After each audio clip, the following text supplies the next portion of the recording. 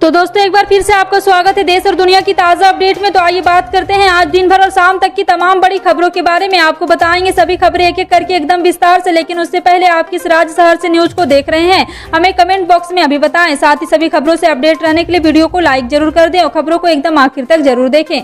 दोस्तों आज का लाइक टारगेट है 1000, आशा करते हैं आप इसे पूरा जरूर करेंगे। तो चलिए फिर फटाफट से लाइक करते हुए जान लेते हैं दिन भर की 25 बड़ी खबरों को। उत्तराखंड के मुख्यमंत्री पुष्कर सिंह धामी चंपावत से चुनाव लड़ेंगे। यह साफ हो गया है कि उनके लिए चंपावत के विधायक कैलाश चंद्र गहतोड़ी ने सीट खाली कर दी। जी हां, आपको बता दें कि बीजेपी के एक और विधायक ने अपना इस्तीफा दे दिया है। 2022 विधानसभा चुनाव में बीजेपी ने प्रदेश में शानदार जीत हासिल की थी। कांग्रेस को करारी हार का सामना करना पड़ा था। बीजेपी ने 70 सीटों में से 47 सीटें जीती थी। कांग्रेस को केवल 19 सीटों पर संतोष करना पड़ा। वहीं 4 सीटों पर निर्दलीय प्रत्याशियों ने जीत हासिल की थी। कांग्रेस के दिग्गज नेता हरीश रावत लालकुआं सीट और मुख्यमंत्री पुष्कर सिंह धामी अपनी खटीमा सीट से हार गए थे। बता दें कि मुख्यमंत्री पुष्कर सिंह धामी के लिए अब तक कई विधायक अपनी सीट खाली करने की इच्छा जता चुके हैं। चंपावत के बीजेपी विधायक कैलाश गहतोड़ी ने सबसे पहले अपनी सीट खाली करने का ऐलान किया था। मुख्यमंत्री बनने के बाद धामी ने सबसे पहले चंपावत का दौरा किया था। इससे चर्चा शुरू हो गई थी कि वह यहां से उपचुनाव लड़ सकते हैं। कांग्रेस में चुनावी रणनीतिकार प्रशांत किशोर की भूमिका लगातार बढ़ रही है। पिछले कुछ दिनों से उन्होंने सोनिया गांधी से कई मुलाकात की है। बता दें कि साथ ही पार्टी के बड़े नेताओं के साथ वो रणनीति बनाने का भी काम कर रहे हैं। बताया जा रहा है कि मिशन 2024 की तैयारी चल रही है। साथ ही प्रशांत किशोर जल्द पार्टी में शामिल भी हो सकते हैं। प्रशांत किशोर एक के बाद एक कांग्रेस की रणनीति बनाने में बड़ी भूमिका निभा रहे हैं। इसी सिलसिले में बुधवार 20 अप्रैल को राजस्थान के मुख्यमंत्री अशोक गहलोत और छत्तीसगढ़ के मुख्यमंत्री भूपेश बघेल भी दिल्ली पहुंचे और प्रशांत किशोर की मौजूदगी में सोनिया गांधी के निवास पर दोनों राज्यों में कांग्रेस की रणनीति पर चर्चा हुई।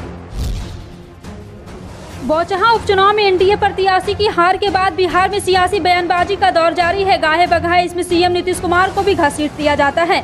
बीजेपी के कोई न कोई नेता इशारों में ही नीतीश पर हमला बोल देते हैं, जिसे लेकर जदयू की तरफ से चेतावनी वाली लहजें बीजेपी के लिए नसीहत जारी की गई है। इस नसीहत के बारे में जानकर आपको भी हैरानी होगी। नीतीश कुमार को लेकर इस नसीहत में ऐसी बात कही गई जैसे किसी इकलौते संतान के लिए माँ बाप नसीहत और दूसरों के लिए सलाह जारी करते हैं। मामले में जदयू के प्रधान महासचिव केसी त्यागी ने कहा कि बीजेपी के रण कौशल, उसके कार्यकर्ताओं की क्षमता और उसके चमत्कारी राष्ट्रीय नेतृत्व पर हमने कभी सवाल खड़ा नहीं किया, लेकिन जिस अंदाज में बीजेपी के कार्यकर्ताओं को मोदी प्यारे हैं उससे थोड़ा सा भी कम प्यारे हमारे जदयू के कार्यकर्ता के लिए नीतीश भी नहीं है। जदयू कार्यकर्ता नीतीश जी को जान से ज्यादा चाहते हैं। केसी त्यागी ने आगे कहा कि नीतीश कुमार आंख की पुतली की तरह हमें प्यार करते हैं और इसके लिए उन पर प्रहार न किया जाए। ये समझदारी गठबंधन साथियों के बीच बननी चाहिए, नहीं तो ये ठीक नहीं होगा।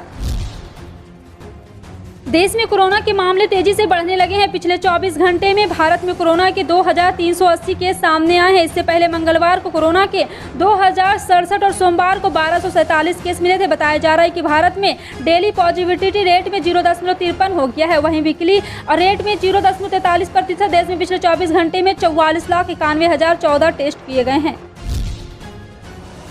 उत्तर प्रदेश माध्यमिक शिक्षा परिषद अगले सत्र से हाई स्कूल की परीक्षा नए पैटर्न पर करवाएगा। साथ ही साथ 2025 में इंटरमीडिएट में भी परीक्षा का नया पैटर्न प्रोग्राम लागू होगा। बोर्ड परीक्षा में नए पैटर्न प्रोग्राम को लागू करने को लेकर मुख्यमंत्री योगी आदित्यनाथ के सामने माध्यमिक शिक्षा विभाग ने अपना प्रेजेंटेशन भी बताया है और अगले 5 सालों में सभी ब्लॉक में हाई स्कूल और इंटर कॉलेज स्थापित करने की कार्य योजना बनाई गई है। वहीं ग्रेजुएशन में अपग्रेडिंग सिस्टम को लागू किया जाएगा। इसके लिए निर्देश भी जारी कर दिए गए हैं।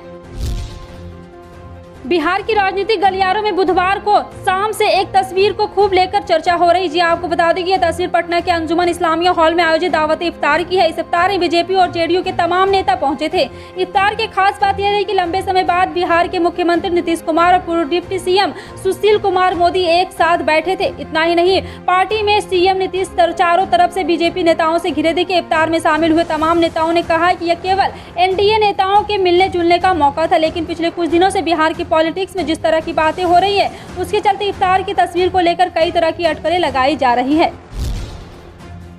22 अप्रैल को पूर्व मुख्यमंत्री वह कांग्रेस नेता कमलनाथ की बड़ी रैली होने जा रही है। रैली 2023 के चुनावी शंखनाद का मध्य प्रदेश में आगाज भी माना जा रहा है। बता दें कि इसी दिन यानी शुक्रवार को केंद्रीय गृह मंत्री अमित शाह भी भोपाल आ रहे हैं। ऐसे में इसी दिन रैली करने को लेकर बीजेपी कांग्रेस पर तंज कस रही है। जन आक्रोश रैली में कांग्रेस ने 40,000 की संख्या में भीड़ जुटाने का दावा किया है, तो इसे भाजपा ने हास्यास्पद बता दिया। बीजेपी ने कहा है कि कांग्रेस का सभा पंडाल है 10,000 की क्षमता का है। उसमें भी कमलनाथ के आने की खबर मिलते ही कांग्रेस में इस्तीफों का दौर शुरू हो गया है।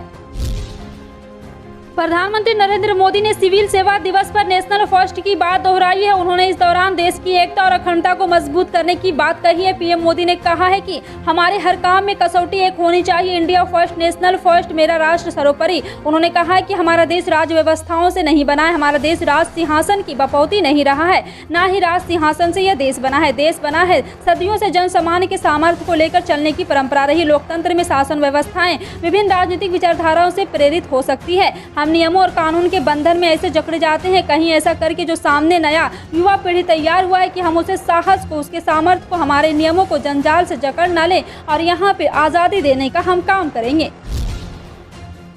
देश में पेट्रोल और डीजल के दाम लगातार स्थिर बना हुआ है। आज गुरुवार को भी तेल की कीमत में कोई बदलाव नहीं देखा गया। इंडियन ऑयल कंपनी ने हर दिन की तरह आज 21 अप्रैल को भी पेट्रोल डीजल की नई कीमत जारी कर दी है। बता दें कि 6 अप्रैल के बाद से ईंधन की कीमत ना तो कोई गिरावट आई और ना ही कोई बढ़ोतरी हुई है। ऐसे में इस खबर में हम आपको बताएं कि दिल्ली और इससे सटे शहरों में पेट्रोल डीजल का आज रेट क्या है। जी हां, आप घर बैठे एक एसएमएस के जरिए ही अपने नजदीकी किसी भी पेट्रोल पंप पर पेट्रोल डीजल का रेट जान सकते हैं। फिलहाल आपका इन सभी खबरों पर क्या कहना है, कमेंट सेक्शन में टाइप करके जरूर बताएं। पल पल की अपडेट जानने के लिए जुड़े रहें आप अपने हेडलाइंस न्यूज के साथ। मिलते हैं अगली बड़ी खबर में, तब तक के लिए जय हिंद।